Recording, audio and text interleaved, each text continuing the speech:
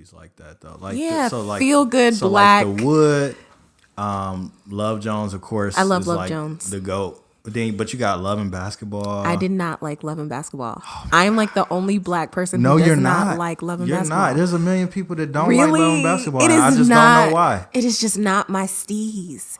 I just felt like Quincy was on some fuck shit and she should have left his ass alone. Maybe that it's just that womanist in me that is just like, fuck this nigga. Like, bitch, you are the shit.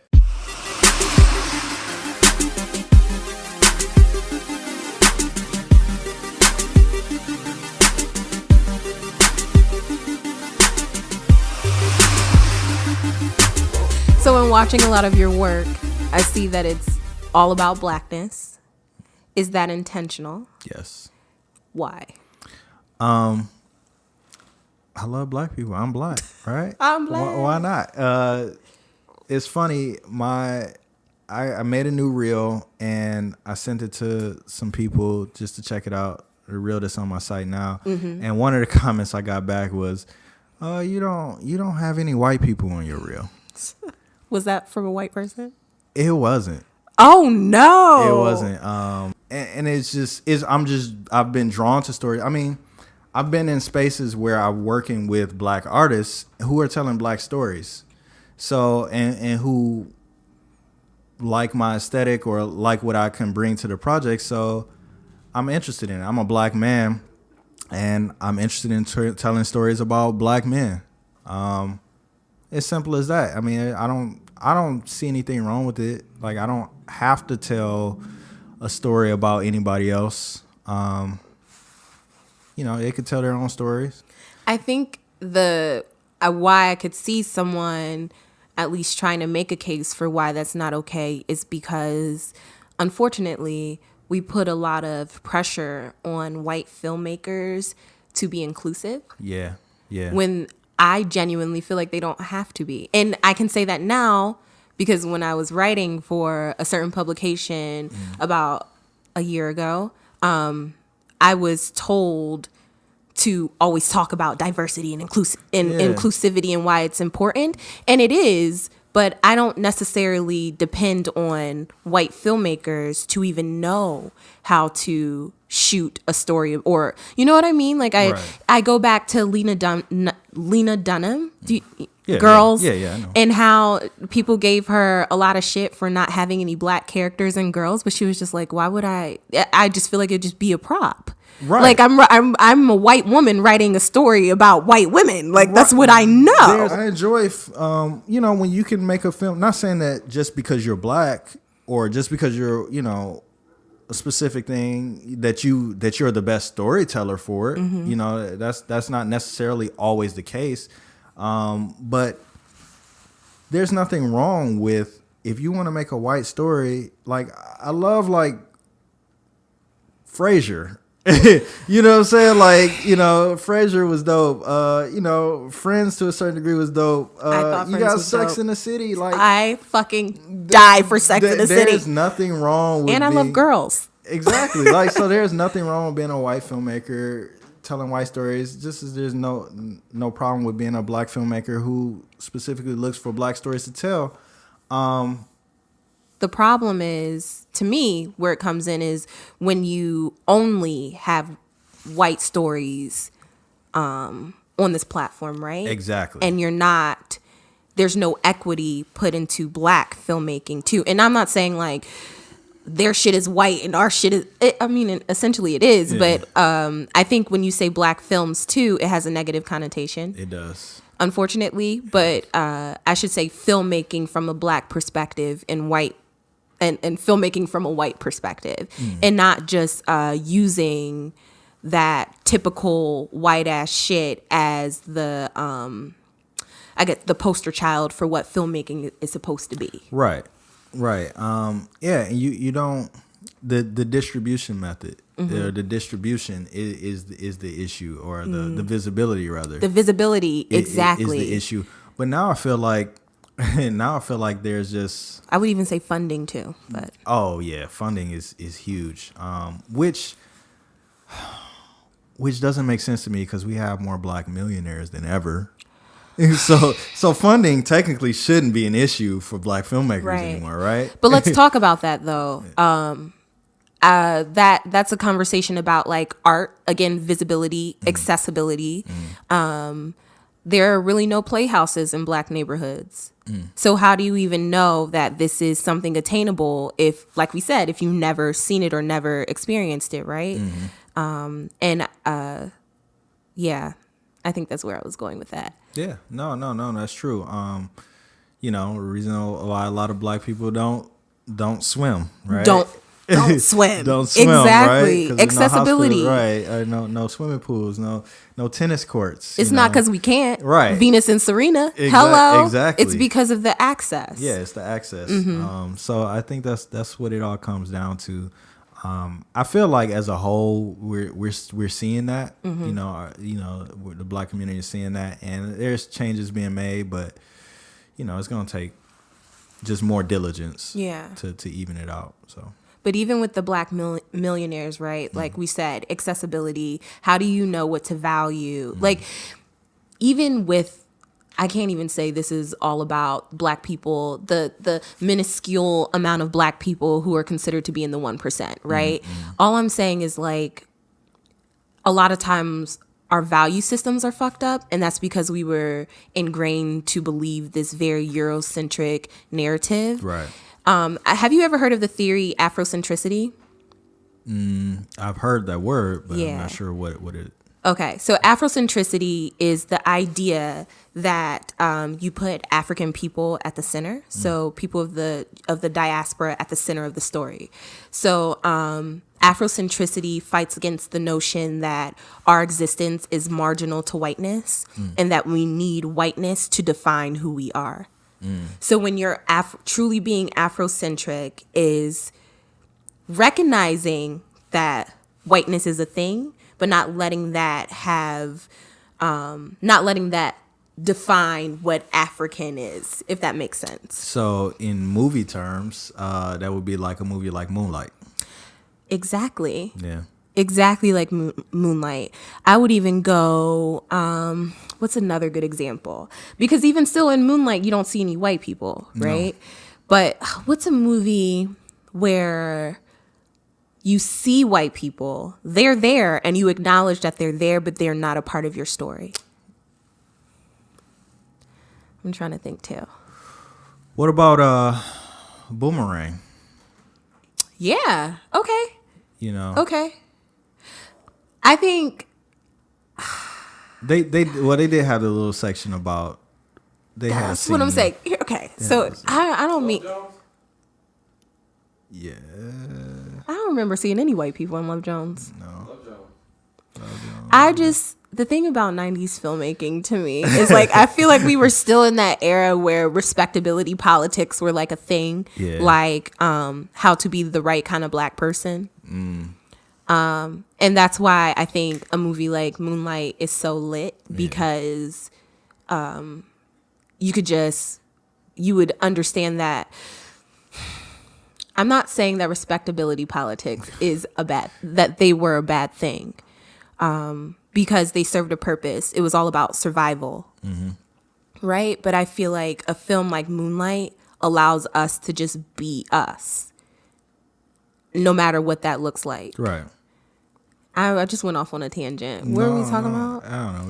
We're talking about Afrocentricity. We were talking yes. about like movies that were like very Afrocentric. And Afrocentricity is different from being Eurocentric, because Eurocentric is all about the hierarchical type of placement of different races. So when you're Eurocentric, you are, putting yourself, when you describe yourself in relation to something European. Yes. When someone of European descent describes themselves, they're at the top and everyone else is at the bottom. Whereas Eurocentricity puts everyone on the same playing field. It's just that this is about me, and I'm going to define myself, and I'm not going to let you and your whiteness define me. Right. If that makes sense. Yeah. I mean, I don't like it, but everybody's the hero of their own story.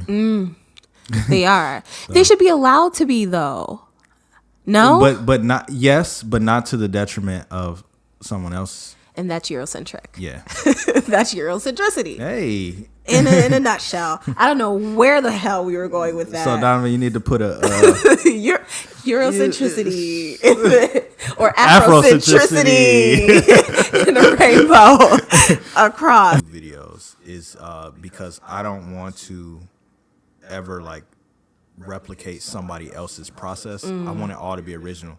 So I don't even really like to look at storyboard. Like the last 2 films that I've had to shoot, they had storyboards, and I didn't want to look at the storyboards because I just wanted to be like, I'll look at references, photography and things like that. But I like for my ideas to come from my brain, and then we can refine it like that. So when you say you don't like storyboards, you don't like looking at images or stills from films? No, so storyboards are usually created by an artist, right? Who an illustrator, yeah.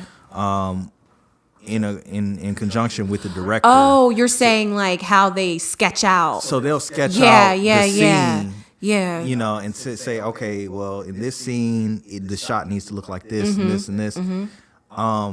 So the last film I did that had storyboards, I just kind of just threw them out the window because I was like, I don't like, let me and the director talk about what the scene needs, and then I develop a visual style or a visual strategy from there. And then maybe if there's something complex that we need to do, like an action scene or something like that, then we can storyboard it out and say, okay, because you know when you're doing action scenes or whatever, those things are really expensive. Right. So things that are really expensive or things that you can only do one time, I feel like are necessary for storyboards. But to storyboard a whole film out, like I'm that's personally not something that I'm fond of. Right. So, but if we have to do a stunt, which in this film we did have to do a stunt where there was a glass, a rock coming through a window.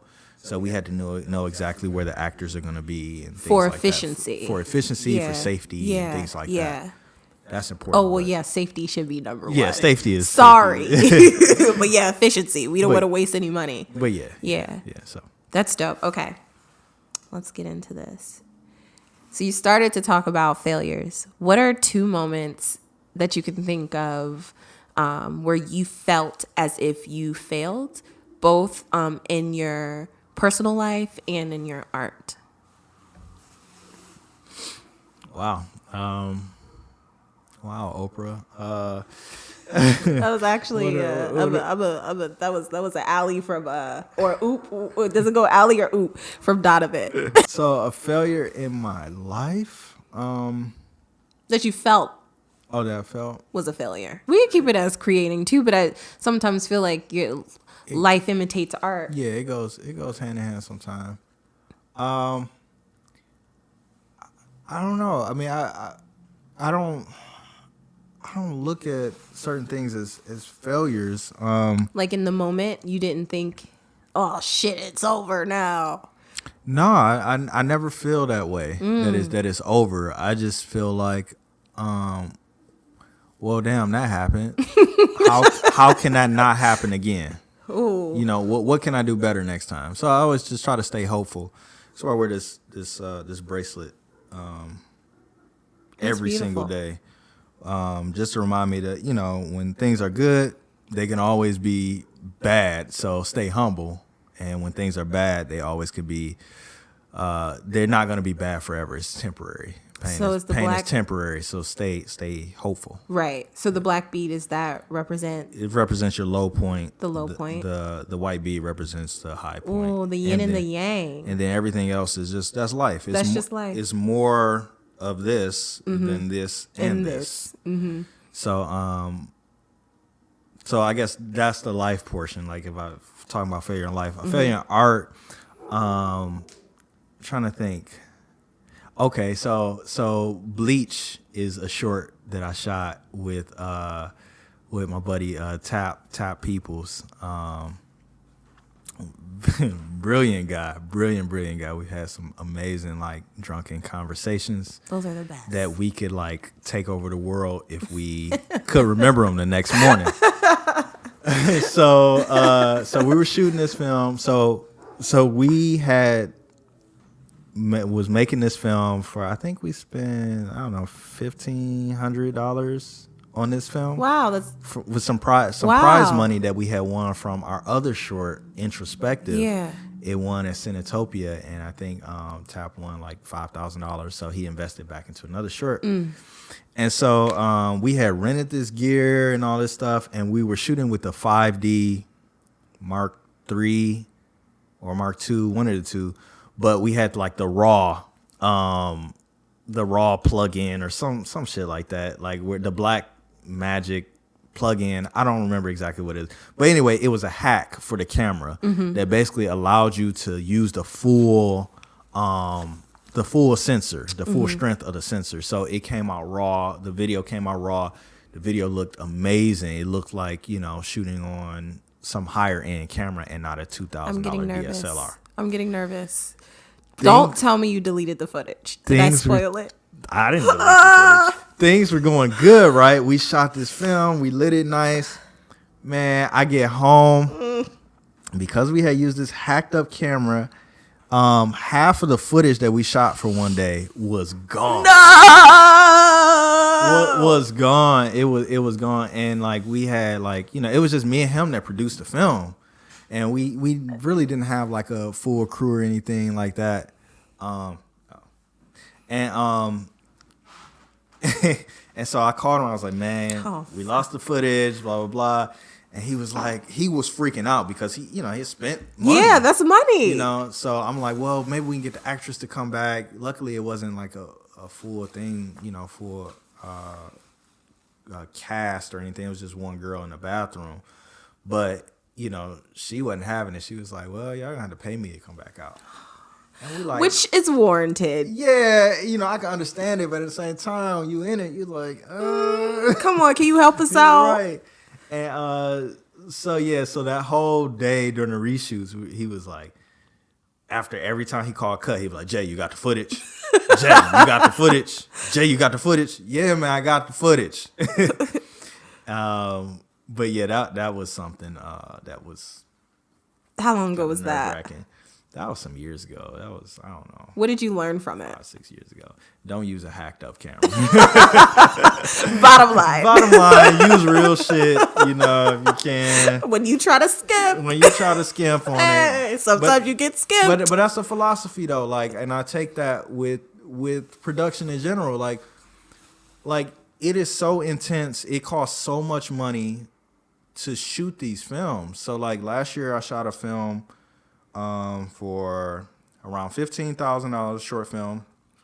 I shot another film for around the same, about 15, and then I shot another film that's probably around 80. Whoa! Right? It's still a short film, but there's a lot involved, you know, with the film, and just trying to skimp on things. Like, you know, I was like, hey, if we're gonna execute this, we need to do X, Y, and Z. We need to do it the right way. It's gonna cost a little more. Where do you get the money from? I don't get the money. Well, no, I mean like. One of the films, they were all self-financed. So you got to find your white whale. Yeah, or you need to win an award. Or it gives you some money. Mm-hmm. One person has another business that they make a lot of money on. They decide to invest in a film. So yeah, it's you know, it's a grind. It's not studio films. These are like just down homemade films. You know, and if you got, you know, friends and family that are generous, they'll help you out. So yeah, crowdfunding. Yeah. So actually, the film that I'm shooting in 2 weeks is actually the first crowdfunded film that I'm working on. Wow. And it's amazing because it just got greenlit today. Wow. So we just reached congrats 80% of the funding today. Wow. So we're hoping to like get maybe 20 more %, but we could shoot it now, you know, kind of. What's the budget? Work. I don't know. We're looking at like 12 or 13, maybe. So let me ask you this. So it's from our conversation just now, it sounds like you've been super, because you said you were shooting a short for 1,500, and then like you've also been on the set with like $80,000 for a short film. So what do you notice the differences are? Aside from like the amount of crew members, what is the real difference between like a $1,500 short and an $80,000 short? Just more money thrown at shit. Like, Like what? like Catering is better, or catering at all? No, actually, no. The catering wasn't better. I've had better catering on catering was okay. Actually, no, catering was good for the most part. But anyway, the difference, yeah, like I said, just throwing money. So like when you're shooting without a lot of resource, you kind of have to find ways to be creative on a limited budget. So I feel like that's beneficial when you don't have a whole lot, when you have just enough to where you have to use some of your creative muscle and be like, okay, how can I make this interesting with what we have? That's probably the main difference. I mean, then there's just a lot. So with the $80,000 one, I became more of a manager. So it kind of gave me a taste of what real life DP will be like. And it's more about managing people. It's managing people. It's managing personalities. Because there are so many moving parts to making a film.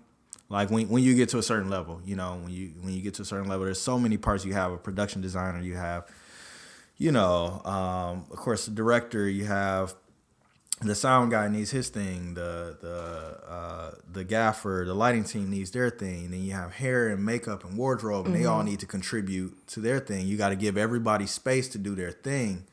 And being a DP, you're kind of at the center of it. Even more so than a director because you're collaborating with the technical, right? So you're collaborating with the grip and electric team to get the thing lit. But then you have to light it in a certain way that flatters the production design. And you have to talk to the production designer about what type of paint to use on the wall. Because if we use a paint of a certain hue, that could reflect green on the actors, and that doesn't look good. No. Then you have to talk to the makeup and wardrobe artists. I shot a black and white film like some years ago, and the actor was light skinned. He was a little lighter than you, but we put him in a gray suit too. Oh wow! So when we put him in black and white, when we put the film in black and white, he looked like the Tin Man. Because his skin color was the same tone as his suit, right? So you have to consider that. How does the hair look? How do you have to make sure that is the actress supposed to be beautiful at this point? So it's so many moving parts. That's what makes it so interesting to me. That's why I love it so much. Are you a good manager? I don't know. I've been told that I'm easy to work. I'm not a dick. Which is important. Yeah, which I guess is a plus, right? Yeah. I mean, I can be, but like I've heard that some cinematographers are very hard to work with, especially like some local cinematographers. Wow. And they're like, hey, you're easy to work with, and you get good results. I'm not saying I'm the best DP or whatever. It's coming along, but I just feel like it's always good to like just treat people with respect, and people will go hard for you. You know what I'm saying? It goes a long way. It does. You don't. I mean, it's a privilege. Like we're not doing fucking rocket science. We're not doing heart surgery, brain surgery. We're making movies, and as important as movies are to our culture, and art is to our culture and to civilization, art is very important to that. At the end of the day, if it's a nurse and a cinematographer stranded and we need to save one, we're gonna save the fucking nurse. Like straight up, we gonna say the nurse, right? I was gonna say the nurse, but I was like, what if he goes another way? No, exactly. Like I would assume so. Right.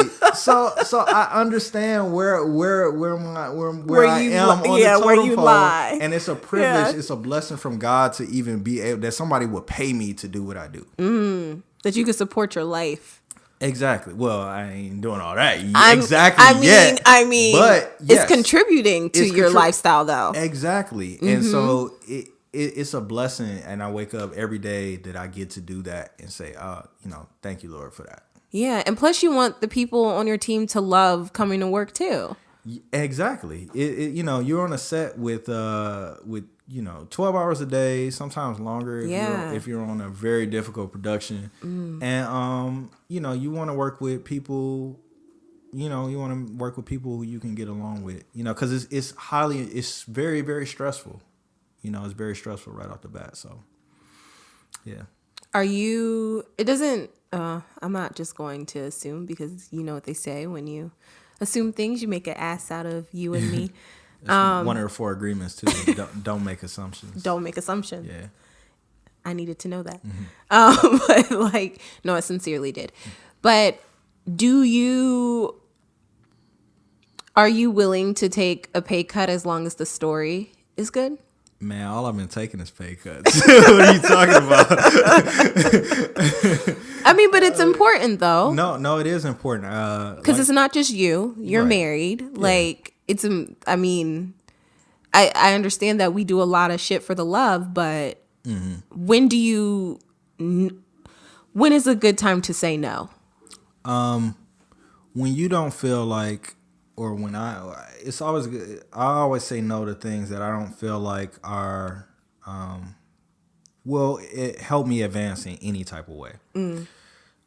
Excuse me. That's why I said I don't shoot a lot of music videos, because a lot of music videos, they just don't have, the budget, or whatever. And like the budget to not only pay me, but I want to bring in some guys that know what they're doing and that we can work with. I want to get other people, the opportunity to get paid, get more experience and things like that. And if we can't make it look good, right? Regardless if I shoot it or not, if it doesn't look good, it has no value for me, because I can't take it to somebody else and say, hey, this is what I can do. Yeah. So I think that's what I always look for. So I'll take a pay cut, and I don't even know what that means, because I don't even have like a in-demand type rate. You didn't Google it? I mean, I know what I should get paid.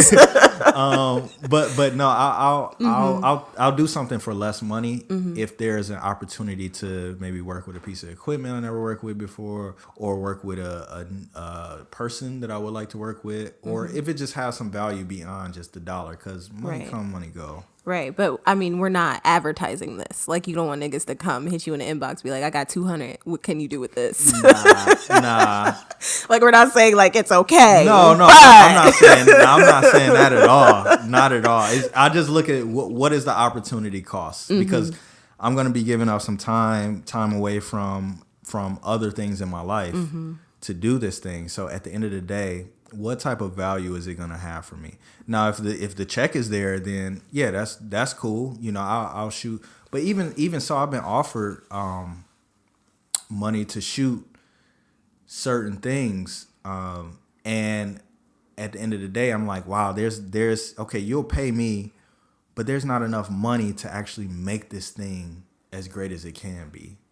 And so I'll even step back from that and say, all right, I personally don't feel comfortable with moving forward doing this, because there are certain things that I need that the budget doesn't allow for. So there are certain crew members and things like that, not specific people, but just in crew positions that I would like to have in place and things like that. So if you come to me and say, hey, I got a 90-page script that I want to shoot for $2,000, you know what I'm saying? And you got to do it without an AC. Like a minute per, a minute a page. Just a 90. And you want to shoot it in 5 days. What the fuck? Like, wow. Yeah, no. So yeah, like we said, that's at very least a 90-minute Yeah. final project that we're Exactly. talking about that does not take just 90 minutes to film. Exactly. It's like, wow. Not even 5 days, like you said. Like, no. Yeah, like No. how I mean, you can do it, but Well, they did film. Okay, so the film. Oh, shit, I'm blanking on the name, but it was with Megan Good and Power. Directed by Q. It was one shot, and they filmed it on. yes, a boy or girl dream. Yes. Yeah. But can you believe that? Would you ever sign up for some shit like that? To film something that's one take. Well, it wasn't one take. It wasn't one take? No. I thought it was like one. It was. So you ever seen? So the initial that idea or that method came from Alfred Hitchcock's Rope. So it's basically there's a bunch of scenes that stitch together. So they'll do things like push the camera into the back of a person, and so that whole frame is filled with black. So now that's your cut point. But then the next scene starts, or the next part starts from the back of that person and pulls out. But you filled that whole frame with black, and you can't tell what's going on. Right. So you have a chance to cut and reset rearrange some things and then bring it yeah, back. but you piece it all together to make it seem like it was all shot. Why did I think that it was shot at one time? Like I clearly have not Yeah. seen the film, but like why did I? It's still good that y'all talking about it. Why did Yeah. I think that it wasn't? I mean, because It was one. It's difficult. I mean, because people mess up, and I mean, and with that particular, you say you haven't seen that movie. Well, with that particular film, you could tell that there was some flubs in there and things like that. And sometimes they just let it keep going because they weren't at their cut point. But there's a lot you could do with everything's digital. You can piece things together. But watch Alfred Hitchcock's Rope. Okay. It all takes place in like one apartment. It's like a murder mystery type thing. I'm about to put that in here. But yeah, it's one of those things where you could tell like the camera will just move into somebody's back, and then it fills the frame, and then it pulls out, and it's like, okay, that's a cut point, definitely. But Okay, I have it in here now. You seen the internet music video where the camera was shifting, it was turning, rotating? Oh, that was for. It's I know. that's how it Yeah. is. Oh, Yeah. The transitions. and Yeah. everybody Okay, spot. so like Beyonce's "Me, Myself, and I." similar. Yeah, I mean, same kind of concept, but yeah. Wow, that's so cool. Yeah, So, what's your favorite movie? Oh, that's tough. One movie for the rest of your life. Can you do it or no? Donovan says 2 movies for the rest of your life. For the Can you rest do of it? my life? I can't. Damn. So I'm a hood dude. Not like. But you didn't see Plug Love. Not like a real hood. Yeah, I ain't real. But I did come up on. I came up on Minister Society. Okay. So I could recite that like right off the bat. Dang. But as far as that's like I would consider that like one of my favorites. But I don't know. That's tough. I don't. What's 2 movies that you go to movies for you now? Like, Go to movies. or if you looking through Netflix and you need to find that one movie that you go to. I can name mine, but it's not on Netflix. What's yours? Never Been Kissed. Never Drew Been Kissed. Barrymore. I'm a sucker for white rom-coms. Yeah. Like, oh my God. Yeah. Never Been Kissed or There's Something About Mary. That was funny. It was amazing. That was funny. It was such a great film, yeah, I thought. yeah. I still think. Yeah, I don't know. I don't know if I have any movies that's like that. Like I said, like I like the 90s like coming of age stories like a Minister Society, like a Juice. I can't do You it. shaking your head. I mean they had their issues, but I'm not a huge fan of black people dying. yeah. It hurts because when I look at it, I see like my cousin or my uncle. It just hits home. It does. I'm an empath. I'm trying to get out of it. Oh, What? Meet the Parents. Meet the Parents. Meet the Parents I love is Ben my Stiller. shit. Okay, so I love Ben Stiller. so the scene at the table, the dinner table, where he's talking about milking the cat, and De Niro, perfect timing. I have nipples, Greg. Could you milk me? Oh my God, I died. Do you think that was a single part of the time. script? Probably not. Probably not, right? Probably not. Who did that film? Damn, I don't know. We need some fact checking. We're gonna look it up. We're gonna Google it. I have my iPad right here, but I don't even feel like it. Yeah, that and also another Ben Stiller flick that's pretty dope. If anybody who's ever bought a house, an old house, it's called Duplex. With Drew Drew Barrymore. That shit with the old lady. With the old I lady? swear to God. Jay Roach, Jay Roach Okay. did Meet the You Parents. might have did Duplex too. Duplex, that shit was Son, Duplex is the funniest fucking yes, movie. Danny DeVito directed. yes. Danny DeVito directed. $1 Yeah. million. Lost some money. I'm sorry. Yeah. Directed Duplex? Duplex, yeah. Shut the fuck up. Yeah, That Duplex is an amazing fact. Fun fact. hilarious. Duplex. Everybody go watch Duplex. Man. That shit is hilarious. Yes, That yes. old lady. Is she still living? Probably not. I shouldn't wish No, that on no, nobody. she's dead. She's Okay, dead. yeah. But she was like- pretty- yeah, she was perfect. She was dope. She was a fucking amazing. She was the gem of the Yeah. film. Yeah. What's another one that's in that same space? I know I'm supposed to be naming only two, but so me and my wife we love to watch The Breakup. With is that Oh, Sarah Jessica Parker or is that Jennifer Aniston? That's Jennifer Aniston and the goofy what's my guy, name? Vince Vaughn. Vince Vaughn. Mm-hmm. Yes, that movie was hilarious too. So. Now I'm thinking I got it confused because Sarah Jessica Parker did a movie just like, listen, when it comes to like trivia facts about white female actors, like Yeah. I can Yeah. listen all day. I got them You for got you, 'em right? for- I got them.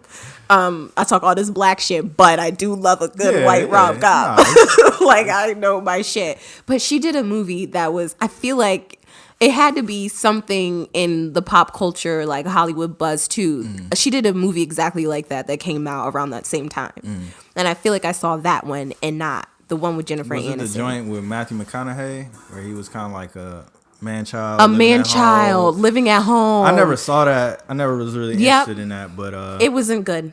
okay. It wasn't good. Yeah, McConaughey, he turned around though. True Detective was amazing.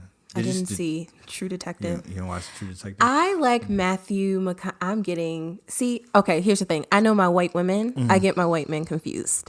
So Matthew McConaughey was in How to Lose a Guy in 10 Days. Okay, I never saw that. I think so.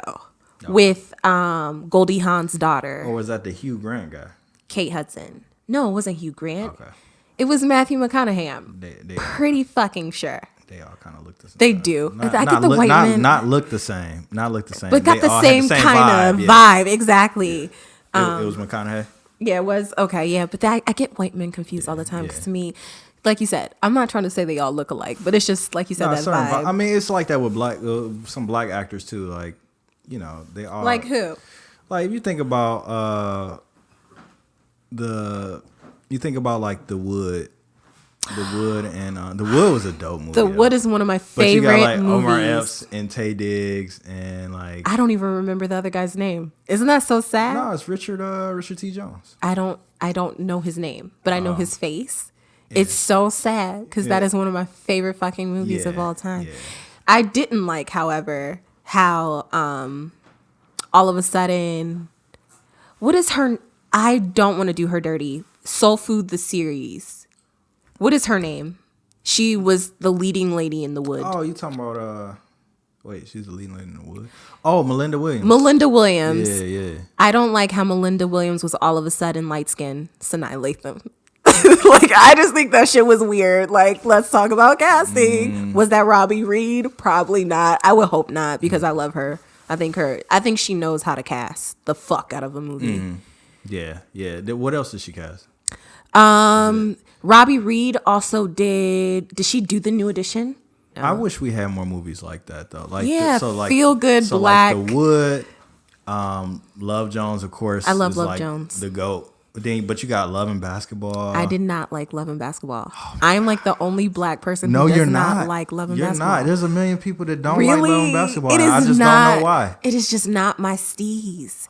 I just felt like Quincy was on some fuck shit and she should have left his ass alone. Maybe that it's just that womanist in me that is just like, fuck this nigga. Like, bitch, you are the shit. How my young man, baby Chase, catch me if you can, nigga. Only got one chance. Full throttle on my way to them dollars. Pedal to the metal till I reach my destination. Then I hop out that bitch like, what up, though? How you doing? Can you show me where the cash at?